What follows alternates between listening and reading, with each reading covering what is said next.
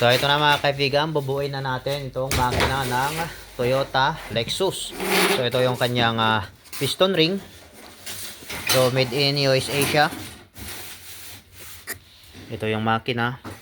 Nandito naman yung mga piston. Ayan.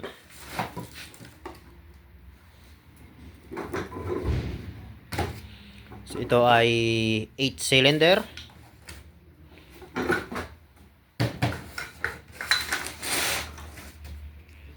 So ang una nating ilagay mga kaibigan ay yung third groove na ring.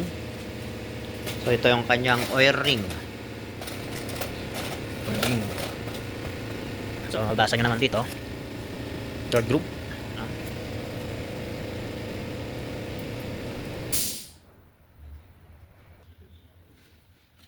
Sunod ang second groove.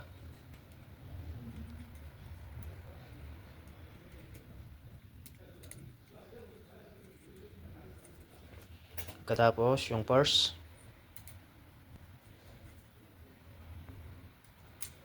Ayan. Dos.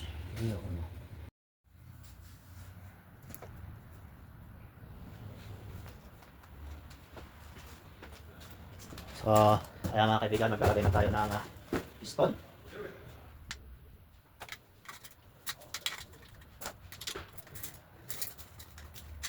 Meron na yung ito eh.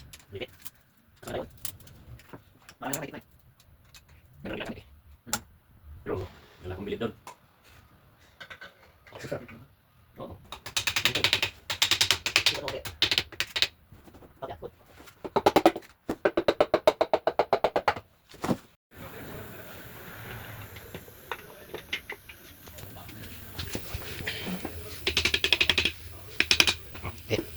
Up. Yeah.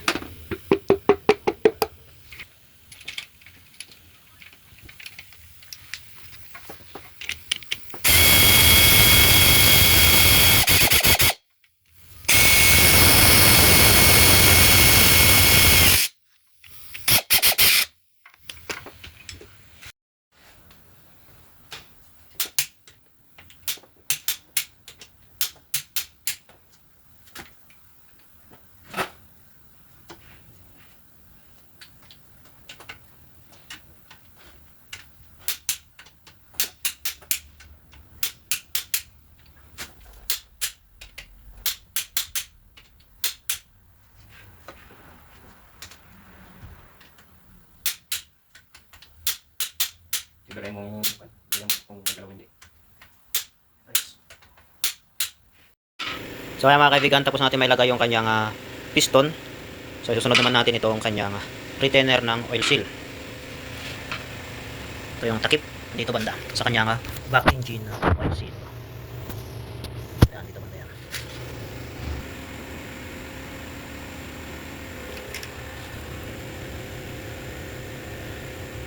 Tabingi, ikaw mo dito. Tabingi. So ikaw mo kundi. Ayan. So, sunod naman itong secondary.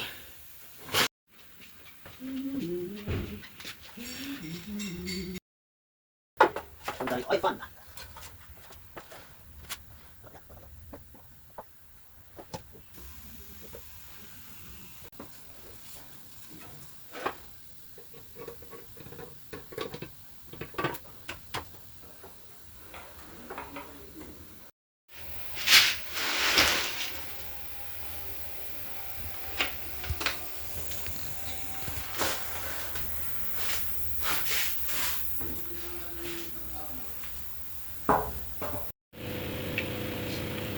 So ilalagay natin dyan mga kaibigan ay langis sa kanyang cylinder head gasket.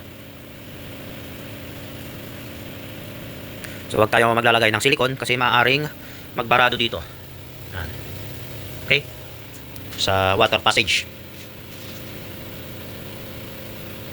So maaaring mag-overheat kapag silicone yung ating gagamitin.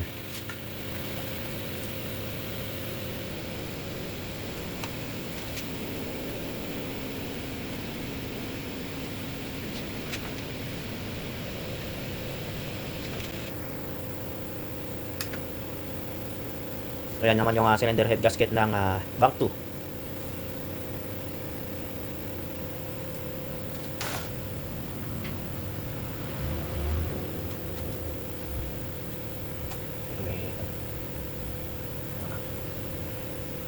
Unahin mo pasok dito. Yan.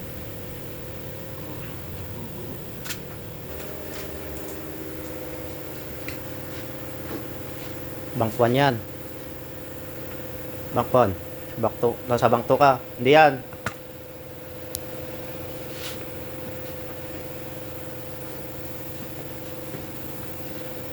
Ah. Dito.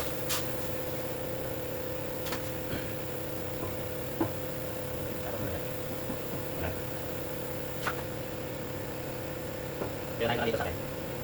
Yan.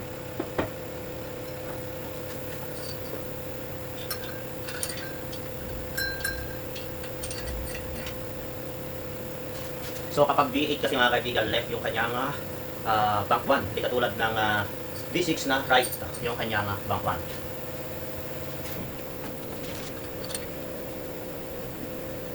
Dahil na.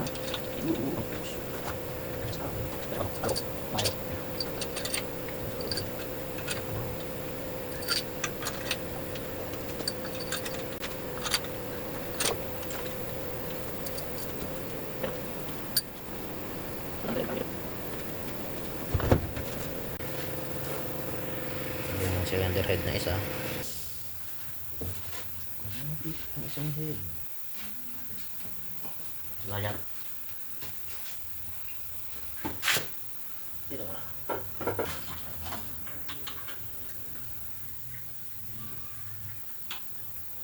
So, mano-mano lang muna mga kaibigan. Wag muna natin ibabaril kasi tagilid to. Tagilid tayo dito sa makina na to. Hindi katulad yung mga ginagawa natin na napapanood yun na binabaril namin kasi yun naman ay kumpiyansa kami na ayos. Ito hindi. Kasi ito dapat sana ay palit makina kaso yung may-ari ay nagtitipid kasi ilang ulit na daw pinagawa kasi ito. So gusto na lang itong ma-assemble at saka gusto niyang ibenta. Ibenta na lang daw kapag umandar na. So yung recommended talaga ng shop dito ay dapat magpalit na itong makina, itong kahit itong half block lang sana. Ito lang sana. Itong cylinder head ayos pa. Ang problema lang talaga dyan sa block. Kasi halos lahat ng thread nito ay loose thread. So mapapansin nyo itong mga to, build up na lahat yan. Ayan.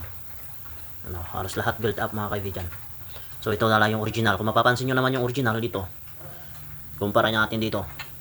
Itong may bones, ibig sabihin na build upan yan. Na insert balik sa standard. So ano. Ito yung original, mapapansin nyo, ito naman yung insert thread. Insert. Halos lahat yan, insert na.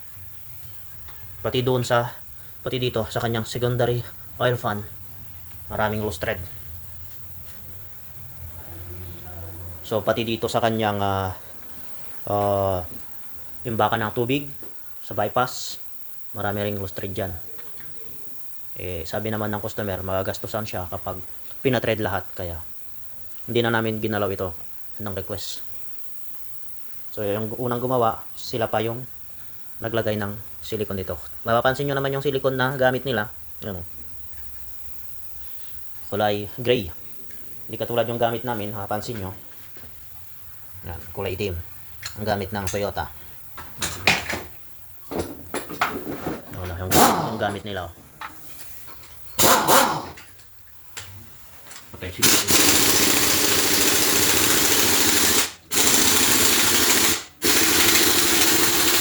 Buhayin ko.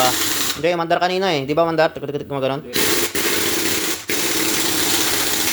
Nasa baril lang.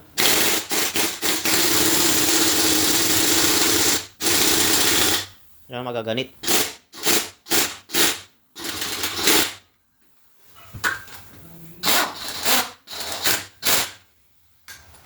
Ganit.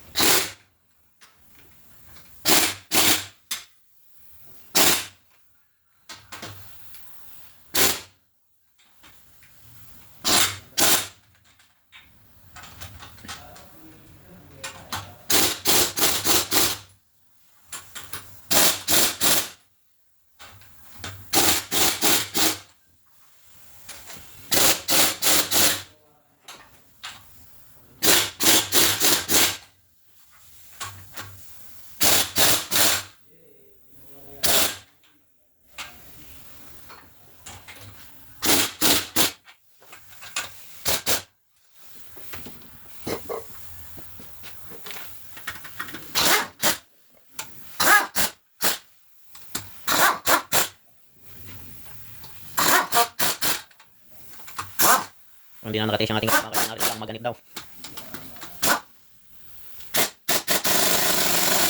Pero dapat control lang yung pagbarik.